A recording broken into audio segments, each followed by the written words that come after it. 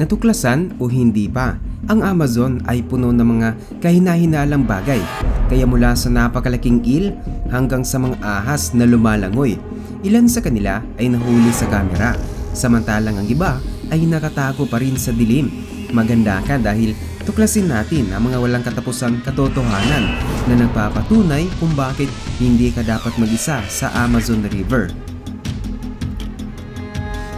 Una ay suriin natin ang nakakagulat na pagkakataon, 500 pounds laban sa 500 volts. Sino sa palagay mo ang mananalo sa labang ito? Oo, ito ay isang laban sa pagitan ng isang buhaya at isang electric eel. Makikita natin ang isa sa pinakamalalang laban. Narito ang buhaya at naghihintay sa electric eel na lumapit para lalapain. Ngunit sa sandaling laspagin ito, ay dito siya nagkamali. Makikita ang buhaya na nagdurusa dahil sa biglaang pagdaloy ng kuryente sa kanyang katawan at alam na natin kung sino ang mananalo sa laban dahil walang sino man ang nakaligtas mula sa 860 volts na kuryente. At narito rin ang Crocodilian River. Meron bang nilalang ang maglalakas loob na magtampisaw sa ilog na ito at babalik ng buhay?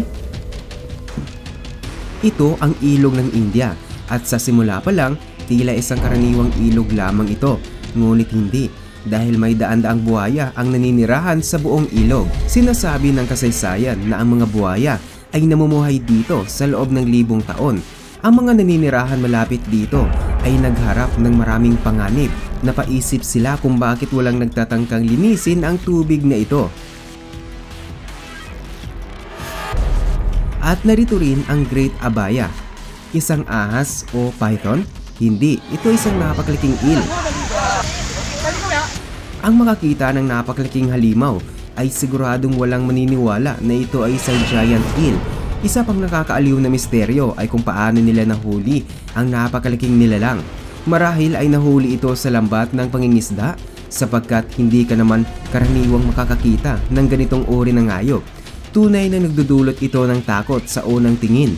Sa loob ng 250 years, alam ng mga siyentipiko na mga electric eel ay nakatira sa Amazon Basin. Hindi lang nila alam kung gaano karami ang mga species na nakatago roon. Ang mga electric eels tulad ng maaring maunawaan sa kanilang mga pangalan ay kilala sa kanilang kakayahan na maglabas ng kuryente upang hulihin ang kanilang biktima na nagdudulot ng mga electric shock hanggang sa 860 volts. Swerte para sa mga mangingisdang ito dahil wala ng buhay nang matagpuan ang nilalang. At narito rin ang kababalaghan sa ilalim ng tubig. Natuklasan ng isang mangingisda ang isang napakalaking anaconda sa isang ilog ng Brazil. Buong tapang na hinarap ng mga diver ang dambuhalang hayop. Tingnan mo kung paano sila lumalapit sa kanya. Ang mga tao ay hindi talaga nakakalapit sa anumang anaconda, ngunit sila ay lumapit sa isang napakalaking 20 talampakang ahas sa tubig. Baka busog lang siguro ang ahas nito, kaya't didma lamang sa mga lalaking ito. Baka hindi natin maipagdiwang ang ganitong karanasan dahil baka sila ay magiging hapunan. At narito rin ang salmon carcass. Ang hayop na ito ay lubos na kakaiba. Aksidente itong natagpuan ng isang lalaki na nakahandusay sa lupa na wala ng buhay. Someone carved a W and an R inside. Kung ganun, walang isyo sa moralidad dito. Ngunit sa kabila nito ay nakakabahala pa rin. Matatagpuan sila sa mga dulo ng karagatang Pasipiko at Atlantiko at karamihan ng mga species ay anadromos. Ipinanganak sila sa mga sapa at ilog at naglalakbay sa karagatan at bumabalik pa rin dito. At narito rin ang Floridian Colossus. Isipin mo na naririnig mo ang mga nakakatakot na tinig malapit sa isang ilog sa kalagitnaan ng gabi.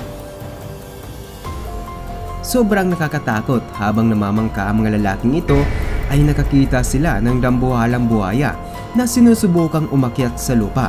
Ang laki ng katawan nito ay kayang wasakin ang anumang bangka. Nagpasya silang baguhin ang kanilang daan na talagang tama ang ginawa sa oras na iyon dahil sino ang makakaalam kung sakaling inatake sila nito. At narito rin ang misteryosong nilalang. Naririnig na natin ang maraming mga misteryosong nilalang sa ilog. Ngunit ang isang ito ay nakapagtataka. Vai mais pra frente devagarzinho, seu. Maaring ito ay isang malaking anaconda na lumulutang sa ilog. Ngunit ang paraan kung paano lumalapit ang bagay na ito sa bangka ay nagpilit sa mga tao na maniniwala na ang Loch Ness Monster ay nag-i-exist sa ilog na ito. Ang mga ulat tungkol sa isang halimaw na naninirahan sa Loch Ness ay nagmula pa sa sinaunang panahon. Ang lugar ng Loch Ness ay nakahikayat ng maraming mga ngaso ng halimaw sa loob ng mga taon. Ang ilang mga pagsusuri sa sonar, lalo na noong 1987 at 2003, ay ginawa upang hanapin ang nilalang, ngunit wala pang nagtagumpay. At narito rin ang Sober Trial, isang hindi inaasahang pagbagsak ng eroplano ang natagpuan sa gubat ng Amazon na siyang umalis noong 1954. Pero wow, kakaibang nakakamangha ito. Tama, tingnan natin ang loob. Matatagpuan ng maliit na eroplano may propeller malapit sa Manaus. A lot of people have made their way here. Ang kabisera ng estado ng Amazonas at sa liblib ng bayan ng Barcelos nang sumadsad ito. Narito ang pakpak. Natagpuan ng ilang nagtataasang buntok ang mga piraso ng eroplano habang naglalakad doon.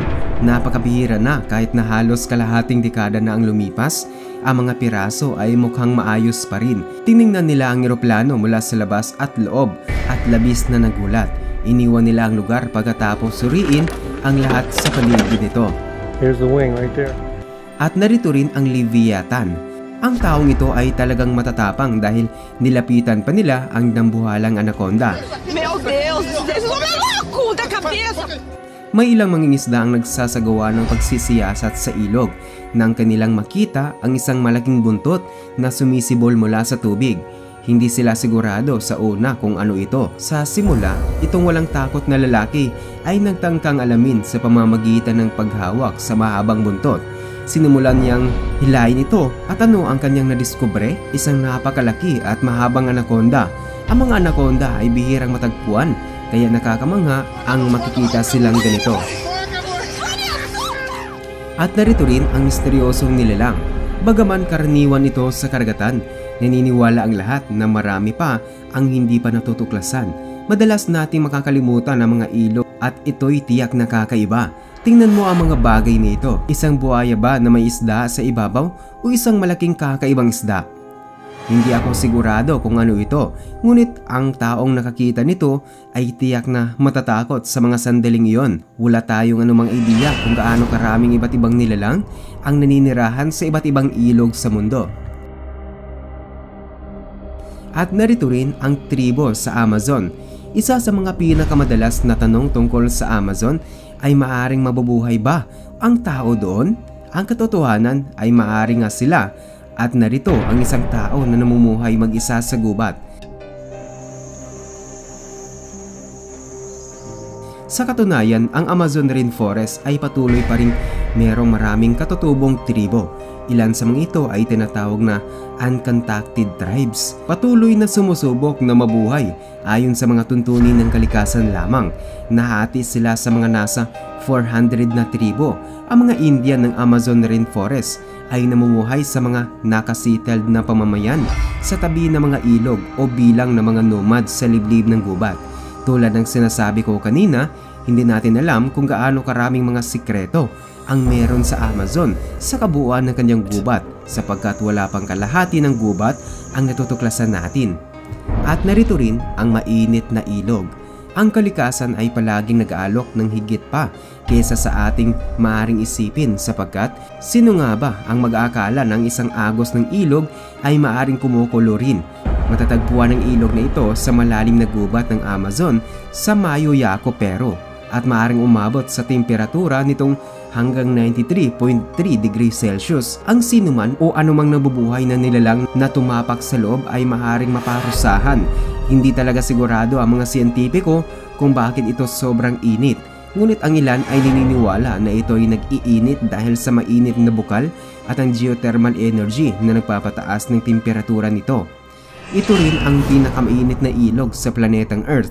Maraming hayop, ibon at reptile ang nahulog dito at sila ay nasawi sa loob lamang ng mga minuto. May mga nagsasabi na ito'y nauulam dahil sa init ng araw, ngunit ito ay isa sa pinakakakaibang misteryo ng Amazon. Gaano kalaki ang ahas o anaconda? Maaaring magkaroon ng 10 talampakan o kaya maximum ng 15 talampakan. Pero dito sa Brazil, isang residente ay nakunan ng isang 20 talampakan na mahabang anaconda. Ang malaking ahas ay biglang lumitaw mula sa isang lokal na lawa at nahirap pa rin sa mga tao na paniwalaan ang isang napakalaking ahas ay maaaring mamuhay sa isang maliit na lawa. Sinasabi ng iba na ang uri ng nilalang na ito ay naninirahan lamang sa tubig, ngunit siya ay gutom kaya siya ay lumabas sa lupa. Sana ang mga naninirahan malapit sa lawang ito ay ligtas at kinakailangan ng angkop ng mga hakbang sa kaligtasan upang hindi sila maging tanghalian ng anaconda na ito. Ikaw, alin sa mga listahang ito ang pinakakakaiba? Comment mo yan sa baba ng video at see you next time.